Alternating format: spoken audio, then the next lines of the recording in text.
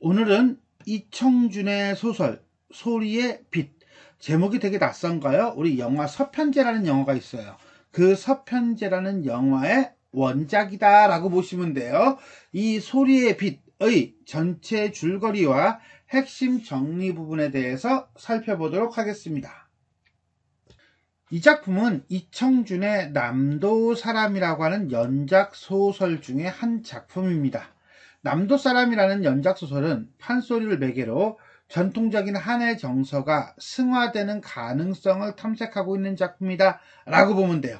일단 기본적으로 우리 한이라고 하는 것은 분명히 비극적인 사건을 통해서 나옵니다. 근데 그 비극적인 사건을 당한 인물이 복수를 생각하면 뭐가 되고, 원한이 되고, 무엇을 생각하면, 그렇죠, 용서를 생각하면 한으로 승화한다. 따라서 이 작품은 어떤 비극적 사건에 대한 용서가 메인 테마가 되겠다라고 보시면 됩니다. 자, 궁벽한 가난한 천신의 주막에 찾아와 눈먼 여인에게 소리를 청하는 사내와 그 소리를 하는 눈먼 여인, 그리고 사내의 소리에 얽힌 내력 속에 등장하는 사내의 의붓 아버지인 소리꾼의 한스러운 삶을 다루고 있는 예술적 전통적 성격이다. 사내와 여인은 밤새도록 소리를 나누며 결국 오누이라는 것을 서로 알게 되지만 내 상대방의 한을 또는 상대방의 한이 닫히는 것을 막기 위하여 오누임을 내색하지 않습니다. 자, 전체 줄거리 발단 부분 볼까요? 어느 늦가을 저녁 무렵 두둥 장흥 땅의 산골 주막집에서 일하며 살아가는 장님 여인에게 소리를 쫓아다녔다는 한 사내가 찾아옵니다.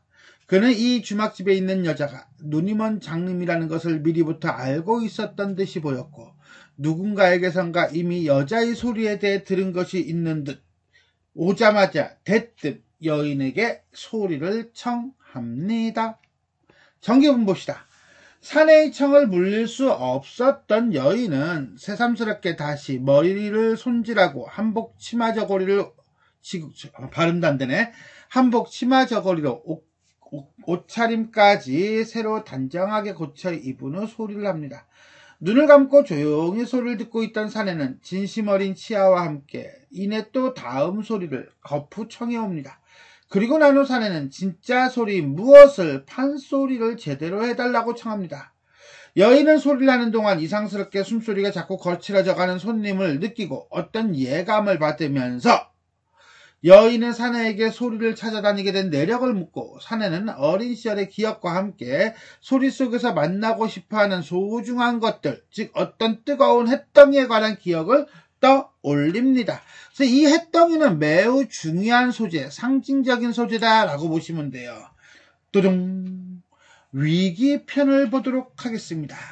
어린 시절 떠돌이 소리꾼이 찾아와 사내의 홀 어머니와 살게 되고, 어머니가 딸을 낳고 세상을 떠납니다.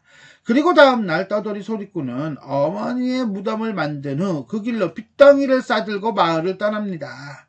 과거 회상이죠? 자, 사내는 어릴 적 기억을 버리지 못해 끊임없이 소리를 찾아다녔다고 말하며 누구에게? 장님 여인에게 오늘 밤 들은 여인의 소리가 자신이 찾던 소리라고 말합니다. 다음 클라이막스 절정.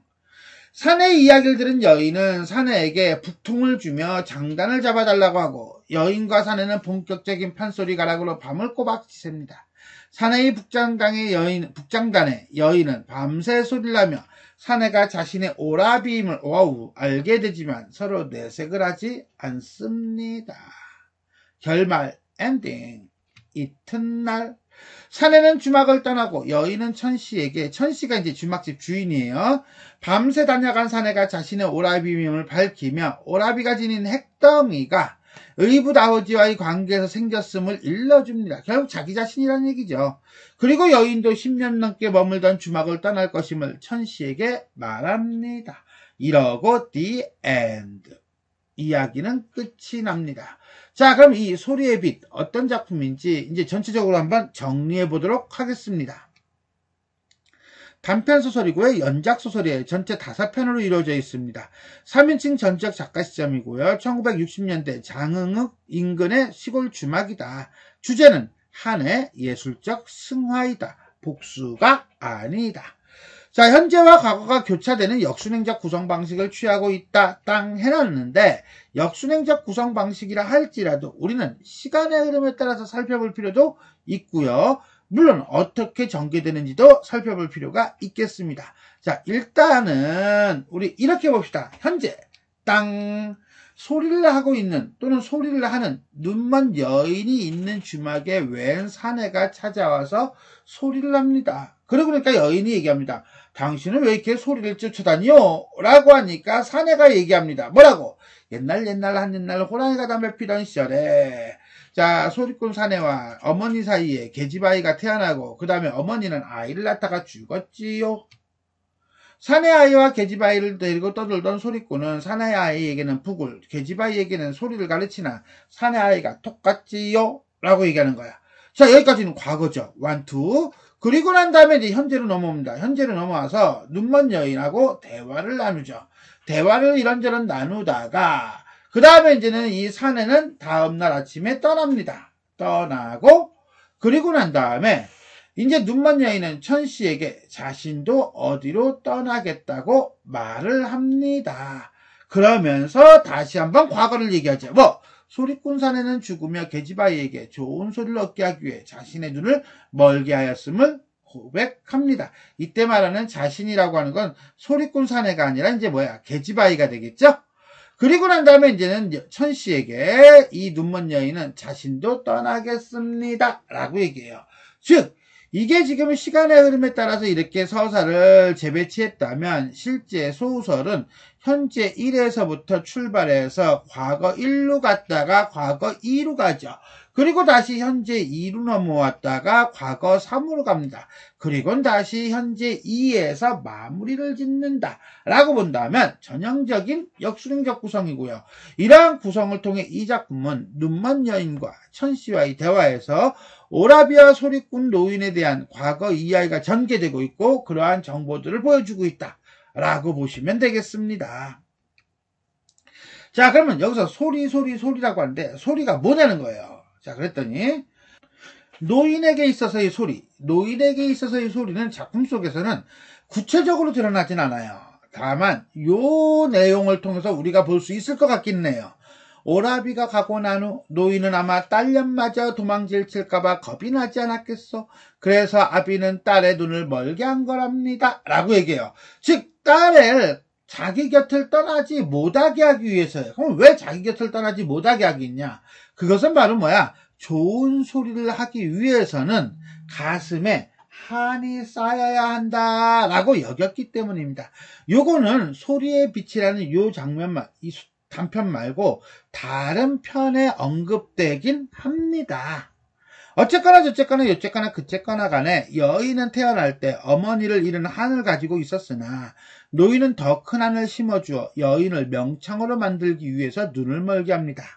그렇게 해서 어머니를 일찍 앗아간 세상을 향한 원망과 자신의 눈을 빼앗아간 아버지에 대한 미움과 징후를 통해 한을 심어주려고 했던 것이죠.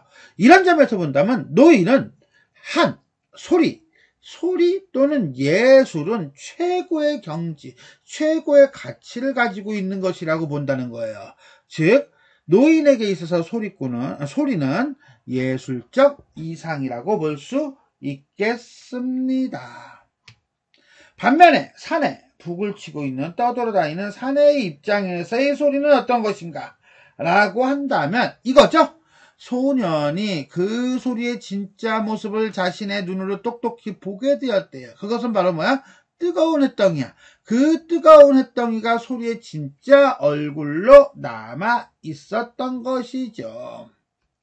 그러면서 이야기합니다. 소리를 들으면 어렸을 적에 그 밭두렁가에 누워보던 바다 비늘이 아슴아슴 떠오르고 골짜기 숲으로부터 북더위를 씻어가던 한 줄기 바람결이 내 얼굴을 지나가고 아니 그보다도 나는 소리만 들으면 그 이마 위에서 무섭게 들끓고 있던 여름 햇덩이를 다시 보게 되곤 하니 말이지. 결국 이 오라비인 사내는 소리의 진짜 모습은 어디 있다고 봐요? 그렇죠. 햇덩이에 있다고 봐요. 그리고 그 햇덩이를 찾기 위해서 떠돌아다닙니다. 결국 오라비에게 햇덩이는 의붓아버지에 대한 원망과 그 다음에 누이를 버린 것에 대한 죄책감, 그 다음에 가족에 대한 그리움 등등의 의미이며 버림받았다고 생각한 과거에서 벗어나 새로운 삶을 살게 하는 원동력이라고 볼 수 있겠다라고 할 수 있겠네요. 그럼 여인에게 있어서의 소리는 무엇인가요? 그건 바로 한이죠. 그러면서 눈을 죽이고 나니까 그 죽은 눈빛이 다시 목청으로 살아났던지 여인의 소리는 더욱더 윤택해졌다라고 얘기합니다. 그러자 우리는 주막 주인이 얘기합니다. 난 자네 오라비처럼 소리를 모르지만 자네 소리에는 깊은 한을 만나고 보면 자네가 겪어온 반생의 사연을 눈으로 보는 듯하네. 그리고 눈을 멀게 된 사연도 자네 하늘 보면 알 수 있고 자네가 살아온 험난스러운 반생의 내력도 자네의 하늘 보면 저절로 알게 되더란 말이지. 결국 이 소리는 뭐예요? 한이죠. 소리는 여인에게 있어서 한이고요. 소리를 한다는 것은 그건 바로 뭐야? 그렇지, 소리를 풀어내고 해소하는 것이라고 할 수 있겠습니다. 세 편의 작품이 유기적으로 연결된 연작소설 중에 한 편이다 라고 돼 있어요. 자, 여기서는 세 편의 작품이라고 했는데 우리가 지금 1편, 2편, 3편 해가지고 세 편으로 보는 게 기본적인 코드예요. 그런데 조금 더 넓게 봐요. 넓게 보면 다른 작품 안에 이 연작소설의 내용이 들어가 있는 게 있습니다. 그렇게 본다면 우리는 이게 3편이 아니라 5편으로 볼 수도 있어요. 자, 일단은 그래서 나는 이걸 5편으로 이루어졌다라고 얘기를 할 겁니다. 왜? 그래야 전체 내용을 다 우리가 볼 수가 있으니까. 근데 남도 사람이라고 하는 것 자체만 보면 3편이에요. 근데 내용상으로 보면은 5편 이렇게 보면 돼요. 자, 어떤 내용인지 볼까요? 1편 보겠습니다. 1편은 그 유명한 서편제예요. 서편제의 줄거리는 간단하게 본다면 이렇게 봅니다.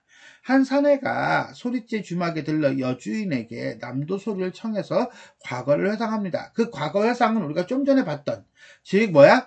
어떻게 본다면 이건 소리의 빛의 전사에 해당하는 소설이다라고 보면 돼요. 그러니까는 사내가 떠돌아다니게 된 어떤 계기 내지는 과정이 나와요. 그래서 과부였던 어머니가 소리꾼과 정을 통하고요. 그때 사내는 소리꾼의 소리를 듣게 되고요. 여자아이, 동생이자 낳자마자 죽고요. 엄마가 죽고 그 다음에 사내와 갓난아이를 데리고 소리를 하러 돌아다닙니다. 이 사내는 자신의 의붓아비를 복수하려다가 포기하고 두 사람 곁을 떠납니다. 이후 소리째 주막의 주막 여인에게 과거, 이것도 역순행적 구성이에요. 이 주막에 있었다는 소리꾼의 딸, 그리고 자신의 여동생 소식을 들으며 소리꾼이 딸을 장님으로 만들었다는 사실을 알게 됩니다. 그래서 사내는 소리를 하는 장님, 눈먼 여인을 찾아다니게 된 거예요. 워낙 독특하잖아. 소리를 하는 눈먼 여인, 이러니까. 그리고 난 다음에 2편이 바로 우리가 지금 보고 있는 소리의 빛이라고 하는 작품이에요. 이 소리의 빛은 공간적 배경이 장흥이죠. 장흥에서 장님이 된 누이를 만나죠. 그리고 난 다음에 소리를 청하고요. 그 다음에 둘이서 교감을 합니다. 교감을 하고 그 다음에 사내는 떠나죠. 그리고 난 다음에 눈을 먼 여인이 주막집 주인 천씨에게 자신의 오라비였음을 밝히고요. 자신의 생각을 쭉 얘기합니다. 그리고 난 다음에 3편, 연작소설 중에 마지막이에요. 선악동 나그네라고 하는 작품입니다. 누이를 만난 지 3년 후 사내는 의붓아비와 함께 셋이 왔던, 즉 사내와 그 다음에 의붓아비, 그 다음에 여인 셋이 왔던 적이 있는 회진의 선악동을 찾습니다. 이 선악동은 포구에 만조가 되면은 선악 모양으로 관음봉의 그림자가 떠오른다는 마을이지만 지금은 많이 변했습니다. 근데 이 선악동 주막에서 사내는 누이의 소식을 듣게 되는데 누이는 이곳에 아비의 유골을 들고 찾아와 며칠간 소리만 하고 갔다는 거죠. 그리고 그 사내가 주막을 떠나간 고개 언덕 위에서 주막집 주인은 한 마리 학을 보게 됩니다. 여기까지가 남도사람 연작입니다. 그리고 난 다음에 다음 2편이 더 있다고 그랬어요. 그 2편은 첫 번째는 새와 나무라고 하는 작품이에요. 이 새와 나무라는 작품은요, 이게 아까 1편이 전사였다면 이건 후일담 정도로 보시면 돼요. 보성, 장흥, 강진을 거쳐온 사내가 해남의 어느 한 과수림에서 주인의 환대를 받습니다. 그리고 그 주인에게서 시장이의 이야기를 듣고요. 그 시장이의 이야기에는 빗새가 나오는데 그 빗새가 마치 사내인 것처럼 보인다는 거예요. 그 다음에 다시 태어나는 말이라는 소설이 있습니다. 그 다시 태어나는 말이라는 소설도 역시 마찬가지로 후일담이에요. 이 새와 나무와 다시 태어나는 말은 다른 이야기 안에 요 사내와 눈먼 여인에 관한 이야기가 섞여 있어요. 그래서 이게 넓게 보면 5편의 연작이고 좁게 보면은 3편의 연작이다 이렇게 본 거예요. 자, 초이대사의 다도를 연구하며 해남에 사는 김석호는 지난해 유선여관이라는 곳에서 사내를 만나 술을 마십니다.